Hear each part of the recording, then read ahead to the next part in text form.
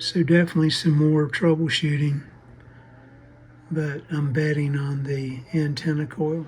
Okay guys, when I left off in the last video after powering up the receiver, I was thinking maybe a problem with the antenna coil based on placing a 47 picofarad capacitor here back to my kind of medium long wire antenna, and reception was heard.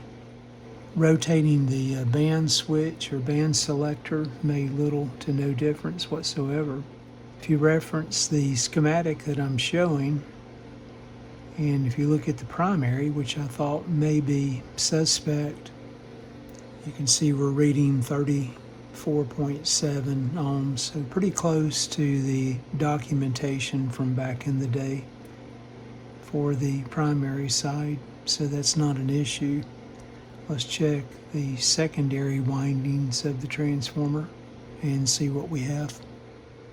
Looking at the secondary side, and I'll rotate the band switch back and forth, you can see clockwise, full clockwise, we're at 4.6 ohms, and then 1.5 counterclockwise. So the band switch appears to be working. Again, reference the schematic. You can see for the shortwave band just above the broadcast band how the secondary coil is tapped. So let me show you what the problem is. So here's what I think is wrong. I said I had recapped the receiver, one capacitor remaining up here. You can see it hidden in the antenna coil. Reference the schematic itself there, back to ground. The importance of that particular capacitor, of course, is to provide an AC path back to ground, block any DC, and again allow RF to pass using capacitive reactance. Let me just put a cap in there real quick, just jumper one in. Let's check the performance of the receiver, see if that solves our issue.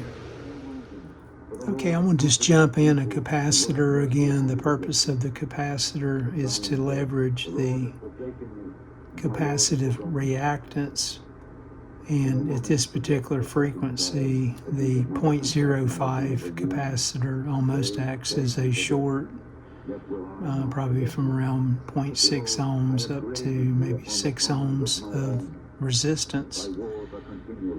So it completes the path. Let's see what we have here when I place the capacitor in. Thine eyes round about and behold, all these gather themselves together.